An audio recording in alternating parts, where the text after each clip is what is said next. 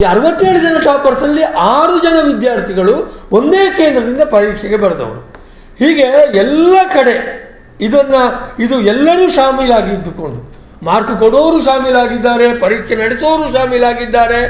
ಇದಕ್ಕೆ ಏನು ಉನ್ನತ ಶಿಕ್ಷಣ ಸಚಿವಾಲಯ ಕೂಡ ಶಾಮೀಲಾಗಿದೆ ಕೇಂದ್ರ ಸರ್ಕಾರದ್ದು. ಇನ್ನು ಯಾರೆಲ್ಲ ಶಾಮೀಲಾಗಿದ್ದಾರೆ ಅಂತ CBI ತನಿಖೆ ಇದನ್ನು ರಿವೀಲ್ ಮಾಡಬೇಕಷ್ಟೆ. ನೋಡಿ, ಫೆಬ್ರವರಿ 9ನೇ ತಾರೀಕಿಗೆ ಮೊನ್ನೆ ಫೆಬ್ರವರಿ 1ಕ್ಕೆ ನೀಟಿಗೆ ನೋಂದಣಿ ಆರಂಭ ಆಗ್ತದೆ. ನೋಂದಣಿಗೆ 1 ತಿಂಗಳ ಅವಕಾಶ ಕೊಡ್ತಾರೆ. ಅದು 1 ತಿಂಗಳು ಆದ ನಂತರ ಮತ್ತೆ 1 ವಾರ ಮುಂದೆ ಅದನ್ನು ಎಕ್ಸ್ಟೆಂಡ್ ಮಾಡ್ತಾರೆ. ಆಮೇಲೆ ಪುನಃ 2 ದಿವಸ ಎಕ್ಸ್ಟೆಂಡ್ ಮಾಡ್ತಾರೆ, ಮತ್ತೆ ಪುನಃ 2 ದಿವಸ ಎಕ್ಸ್ಟೆಂಡ್ ಮಾಡ್ತಾರೆ, ಮತ್ತೆ ಪುನಃ ಎಕ್ಸ್ಟೆಂಡ್ ಮಾಡ್ತಾರೆ, ಮತ್ತೆ 3 ದಿನ. ಯಾಕೆ ಈ ಎಕ್ಸ್ಟೆನ್ಷನ್? ಯಾಕೆ ಅಂದರೆ ಏನೋ ಗೋಲಮಾಲುಗಳು ಮತ್ತೆ ಮತ್ತೆ ಈ ಪರೀಕ್ಷೆಗಳಲ್ಲಿ ನಡೆದಿದೆ ಅನ್ನುವುದನ್ನು ಸಾಬೀತು ಮಾಡ್ತದೆ. ನೋಡಿ, ಪರೀಕ್ಷೆಯ ಫಲಿತಾಂಶ ಬಿಡುಗಡೆ ಆದ ದಿವಸ ಇದು ಕೂಡ ಬಹಳಷ್ಟು ಅನುಮಾನವನ್ನು ಸೃಷ್ಟಿಸ್ತದೆ. ನೋಡಿ, ಮೇ 14ನೇ ತಾರೀಕಿಗೆ ಫಲಿತಾಂಶ ಪ್ರಕಟ ಆಗುವುದು ಅಂತ ಇತ್ತು. ಯಾಕೆ ಅದನ್ನು 4ನೇ ತಾರೀಕಿಗೆ ಪ್ರಕಟ ಮಾಡಿದರು? 10 ದಿವಸ ಯಾಕೆ ಪ್ರೀಪೋನ್ ಮಾಡಿದರು?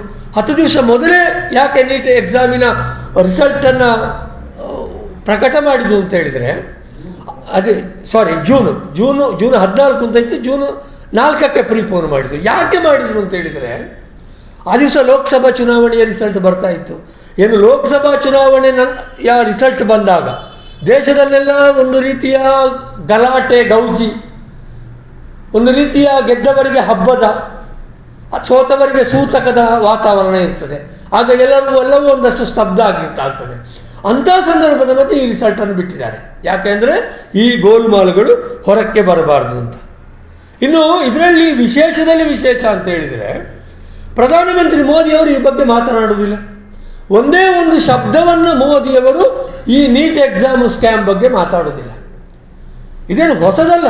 ಅವರು ಇದಕ್ಕಿಂತ ಮೊದಲು ಕೂಡ ದೇಶದಲ್ಲಿ ಅಲ್ಲೋಲ ಕಲ್ಲೋಲ ಆದಾಗ ಅಂಥ ವಿಚಾರಗಳ ಬಗ್ಗೆ ಮಾತನಾಡುವ ಕ್ರಮ ಇಟ್ಟುಕೊಳ್ಳಿಲ್ಲ. ಅವರು ನಿರುದ್ಯೋಗದ ಬಗ್ಗೆ ಮಾತಾಡಲಿಲ್ಲ, ಇಷ್ಟರವರೆಗೆ ಬೆಲೆ ಏರಿಕೆ ಬಗ್ಗೆ ಮಾತಾಡಲಿಲ್ಲ, ಇನ್ನು ಮಣಿಪುರ ಹೊತ್ತಿ ಉರಿಯುವಾಗ ಮಾತಾಡಲಿಲ್ಲ.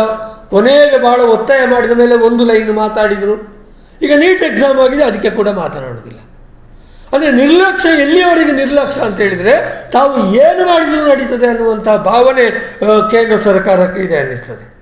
ಧರ್ಮೇಂದ್ರ ಪ್ರಧಾನ್ ಅವರು ಉನ್ನತ ಶಿಕ್ಷಣ ಸಚಿವರು ಕೇಂದ್ರ ಸರ್ಕಾರದ, ಅವರು ಶುರುವಿಗೆ ಹೇಳ್ತಾರೆ ಪೇಪರ್ ಲೀಕ್ ಆಗಲಿಲ್ಲ ಅಂತ.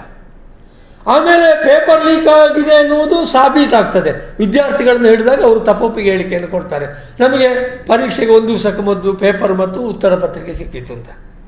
ಈಗ ಧರ್ಮೇಂದ್ರ ಪ್ರಧಾನ್ ಬಾಯಿ ಮುಚ್ಚಿ ಕೂತಿದ್ದಾರೆ. ಅಂತೂ ಇಂತೂ CBIಗೆ ಈ ತನಿಖೆಯನ್ನು ಕೊಟ್ಟಿದ್ದಾರೆ. ಏನಾಗ್ತದೆ ಗೊತ್ತಿಲ್ಲ. CBI ಹೇಗೆ ಕೈಗೊಂಬೆಯ, ಕೇಂದ್ರ ಸರ್ಕಾರದ ಕೈಗೊಂಬೆಯ ಹಾಗೆ ಈ ಹಿಂದೆ ಅನೇಕ ಬಾರಿ ನಡ್ಕೊಂಡಿತ್ತು ಅನ್ನೋದನ್ನು ನಾವು ನೋಡಿದ್ದೇವೆ. ಅದು ಈ ವಿರೋಧ ಪಕ್ಷಗಳನ್ನು ಬಗ್ಗುಬಡಿಲಿಕ್ಕೋಸ್ಕರ CBIಯನ್ನು ಹೇಗೆ ದುರುಪಯೋಗ ಮಾಡಿಕೊಂಡಿತ್ತು ಅಂತ ನಾವು ನೋಡಿದ್ದೇವೆ. ಈಗ CBI ತನಿಖೆಗೆ ಇದನ್ನು ಕೊಟ್ಟಿದ್ದಾರೆ. CBI ತನಿಖೆ ಸರಿಯಾಗಿ ಆದರೆ, ನಿಷ್ಪಕ್ಷಪಾತವಾಗಿ ಆದರೆ, ಇದರ ಹಿಂದೆ ಇರುವ ಕಾಣದ ಕೈಗಳು, ಅದು ಕೇಂದ್ರ ಸರ್ಕಾರದ ಏನು ಮಂತ್ರಿಮಂಡಲದವರೆಗೂ ಅದು ನಮಗೆ ಕಾಣಲಿಕ್ಕೆ ಸಿಗಬಹುದು. ಇದು ಅತ್ಯಂತ ನಿಷ್ಪಕ್ಷಪಾತವಾಗಿ ಆಗಲಿ ಅಂತ ನಾನು ಪಕ್ಷದ ಪರವಾಗಿ ಕೇಳ್ಕೊಳ್ತೇನೆ. Thank you sir.